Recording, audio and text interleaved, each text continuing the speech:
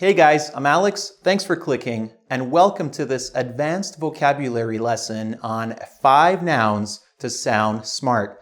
In this lesson, we will look at 5 words that are a little bit more formal and you can use whether you're giving a lecture, if you're doing any type of formal writing, if you're writing an essay, if you're giving a speech in front of a crowd of people. And you can also use it in everyday dinner conversations if you want your friends to think that, this guy is using some really high-level vocabulary, or this girl. So, let's start with the word bedlam. So the sentence here says, the streets were in bedlam during the protests. Protest is a word, some of you Spanish speakers, Portuguese speakers, you might use the word manifestations. In English, we say protests, all right? So the streets were in bedlam during the protests. So if you imagine a protest happening with a lot of people, you're probably imagining lots of chaos if it's not a peaceful protest, okay? So bedlam basically means chaos and disorder.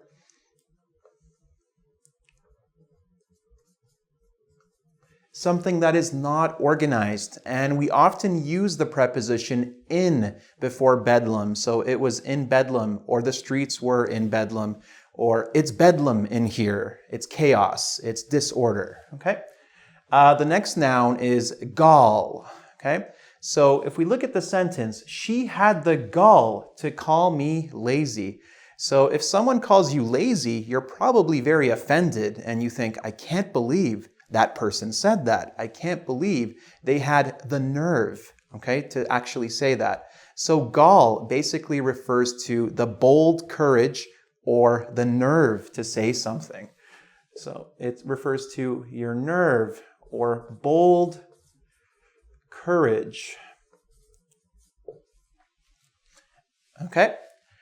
Next up, we have juxtaposition, a very good word, especially in academics, and especially if you're writing essays of comparison and contrast. So the sentence we have is, a child next to an old man is a strong juxtaposition. So the word juxtaposition, the word juxta actually means near, and position means position. So near in position. When two things are in juxtaposition, it just means they are near to each other, placed next to each other. And we often juxtapose, which is the verb form. We juxtapose two things that are different from each other to compare them, to contrast things. Okay? So basically, juxtaposition means near in position.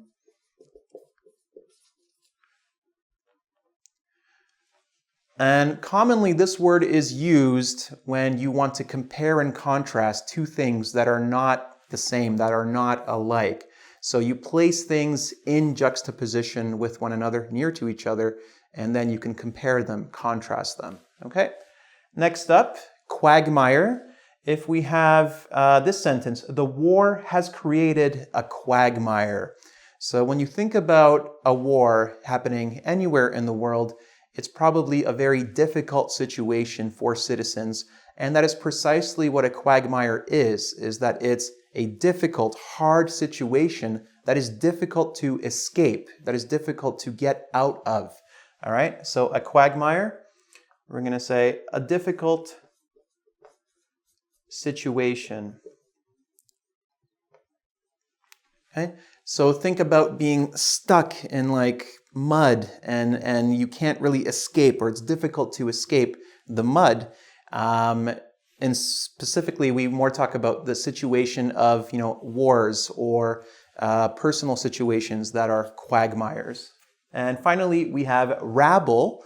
And in this sentence, we have the police couldn't control the rabble. So the rabble, going back to protests, refers to the common people. Now, the rabble specifically refers to a group of disorderly people, or a mob, you can say.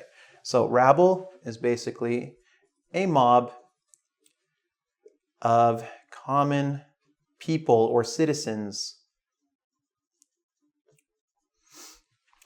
And just to give you one bonus vocabulary, the word rabble, a person who excites the rabble, excites the common people, and leads the protest is called a rabble rouser.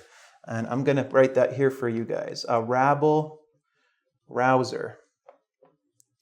So this is the person who excites the people and says, come on, let's go. We're going to fight back against the government or fight back against the police. And they are called a rabble rouser because they excite or rouse the rabble, the common people, the mob. Okay? All right, guys, so one more time. Bedlam refers to chaos and disorder. Gall refers to the nerve or the courage, the bold courage to do something. A juxtaposition is basically a comparison of two things that are next to each other. A quagmire is a situation that is difficult to escape from, and rabble, a mob of common people.